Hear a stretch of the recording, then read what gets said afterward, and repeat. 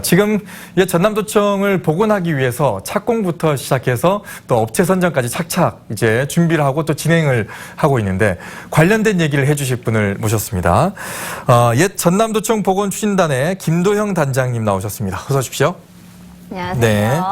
자, 지난달에 단장이 취임하셨는데 이제 막중한 임무를 맡으셨기 때문에 또 모두의 관심을 또 받고 계시기 때문에 좀 부담되시지 않을까 싶습니다. 어떻습니까? 전남도청이라는 곳이 워낙 우리 현대사에 있어서 상징적인 장소이고 중요한 장소인데 복원이라는 그 중책을 맡아서 어깨가 무겁습니다. 네. 가급적 많은 분들하고 소통을 하면서 많은 단체들과 이야기해 나가고 그렇게 해 나가면서 업무를 추진했으면 하고요. 무엇보다도 우리 5.18에 대한 역사적 사실에 대한 기록 그리고 희생자들에 대한 추모, 그리고 민주주의의 어떤 학습장, 교육장, 그런 어떤 상징적인 장소로 키우고 싶습니다. 네. 그렇죠. 근데 옛 전남도청은 중요한 공간이기도 하지만 사실 이제와 복원을 하는 거에 있어서 반대 의견을 가지신 분들도 계셨거든요. 왜 옛 전남도청이 중요한지 또 역사적으로 어떤 의미가 있는지 저희가 한번 짚어보고 가는 것도 중요할 것 같습니다. 옛 전남도청 어떤 의미가 있나요? 우선 저희 현대사를 좀 짚어봐야 될 것 같습니다. 1960년과 4.19 혁명부터 79년 부마항쟁, 80년 5.18, 그리고 87년 60 민주항쟁. 이렇게 1년에 우리 민주화를 위한 우리 국민들의 어떤 여러 가지 움직임들이 있었습니다. 네. 그런 과정 속에서 저희 나라는 산업화와 민주화를 동시에 이룩하게 되는 그런 자랑스러운 현대사를 가지고 있고요.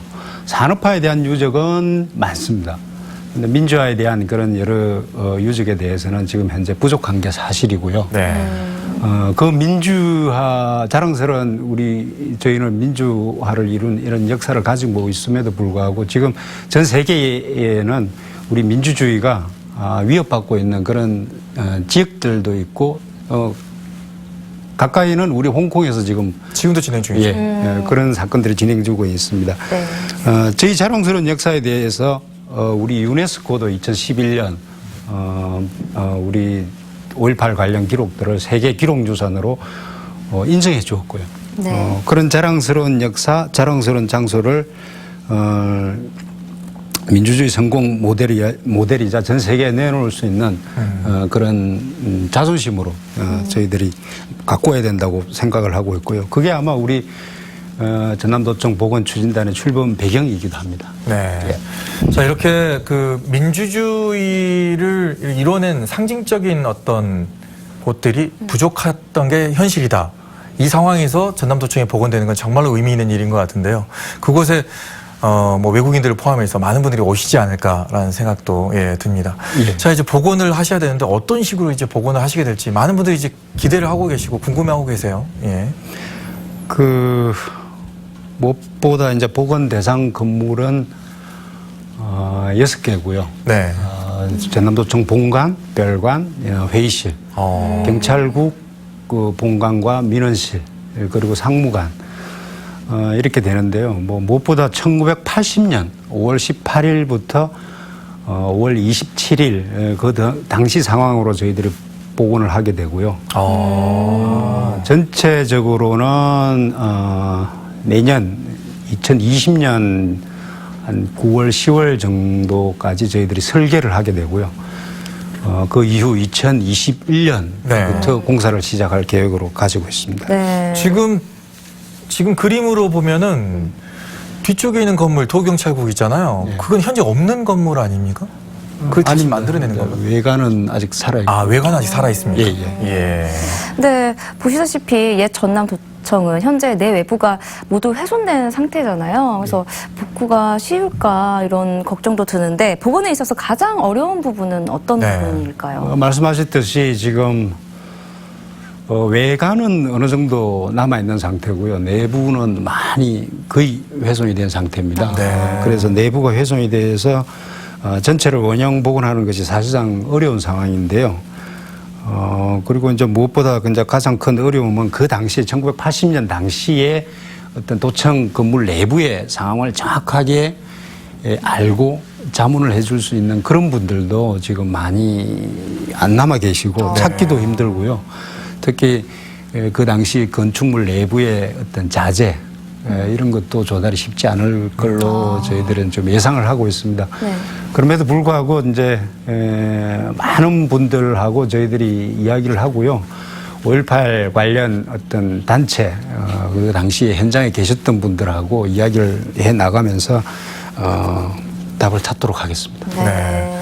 이제 뭐 앞면에서 보면은 가장 이제 가슴 아픈 부분이 이제 그 아예 이제 허리가 끊어진 듯한 느낌의 예. 철골 구조물이 이제 올라가 있잖아요. 예. 그런데도 이제 복원을 다 해야 될 텐데 내부까지 이렇게 신경을 쓰시고 계시다고 하니까 예, 좀 기대는 됩니다만 작업에는 좀 어려움 좀 있겠네요. 예. 근데 이제 복원하시면서 어느 부분에 대해서 가장 중요하게 지금 생각하고 계시는지. 예. 그 당시 상황에 대한 고정입니다. 네. 예. 고정이 되는 부분은 되는 대로, 되지 않은 부분은 또 어떤 5.18 관련 단체, 그 당시 네. 현장에 계셨던 분들, 또 뭐 나아가면은 광주 시민들, 네. 그런 분들하고 저희들이 이 이야기를 토론을 하고요. 그런 어떤 사회적 합의를 거쳐서 업무를 추진할 계획입니다. 그 고증 말씀하셨는데 그렇게 고증을 하려면 많은 분들이 이렇게 좀 이렇게 제보를 좀 해주시고 예. 또 당시에 그것을 기억하시는 분들이 이렇게 많은 이렇게 도움을 좀 주셔야 될 것 같은데 그게 좀 많이 좀 들어올까요? 좀 걱정이네요. 예. 저희도 이제 그 부분을 가장 중요하게 생각하고 있고요. 네. 그 당시 하여튼 많은 제보를 주시면 저희들이 복원 업무에 네. 많은 도움이 될 것 같습니다. 네. 또 단장님이 이제 취임하고 나서 옛 전남도청을 원형을 넘어서는 복원을 하겠다고 하셨는데 이 말씀은 어떤 의미일까요? 잘 아시다시피 국립아시아문화전당이라는 곳이 어떤 박물관처럼 전시를 하기 위한 그런 건물이 아닙니다. 네.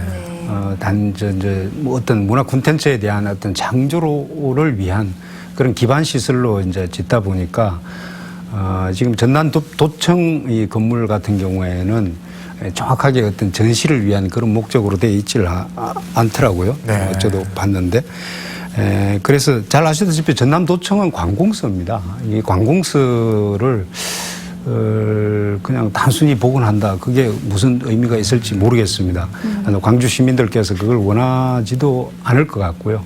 그래서 단순히 박제화된 단순한 전시관, 관공서 하나 만드는 것에 그쳐서는 안 된다는 의미이고요. 네. 제가 좀 앞서 말씀드렸듯이 어떤 5.18에 대한 역사적 기록에 대한 기록관, 그리고 그 당시 역사적 의미를 가지는 기념관, 희생자들에 대한 추모관, 그리고 민주주의의 학습 공간, 이런 기능들이 아우러져야 하는 공간으로 거듭나야 된다는 의미로 저는 원형을 넘어서는 원형 이상의 복원을 하겠다고 제가 말씀을 드린 겁니다. 네. 네. 일단은 말씀하셨듯이 제대로 복원은 할 것이 그게 박제화된 어떤 복원이 아니라 복원해서 그걸 어떻게든 활용을 하겠다. 이런 말씀이시잖아요. 예. 기대가 됩니다. 네.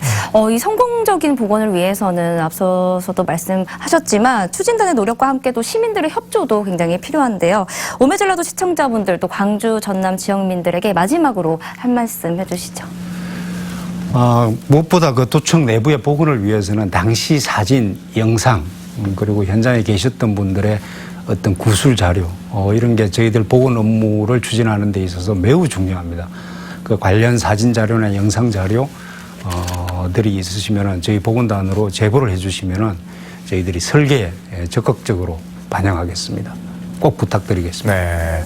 자, 당시에 또 이제 도청에서 근무하셨던 분들도 많이 계실 거기 때문에 그분들의 기억 속에 있는 각 층마다 사무실마다의 그런 기억들도 구두 진술도 해주셔서 좋은 거잖아요. 예, 그렇습니다. 예. 그렇게라도 많이 좀 도움을 여러분 주시길 바라겠습니다. 그렇게 해서 이제는 민주주의의 당당한 또 광주의 당당한 상징이 될 수 있도록 전남도청이 해주셨으면 좋겠고요. 추진단도 많이 노력해 주셨으면 고맙겠습니다. 오늘 나와주셔서 고맙습니다.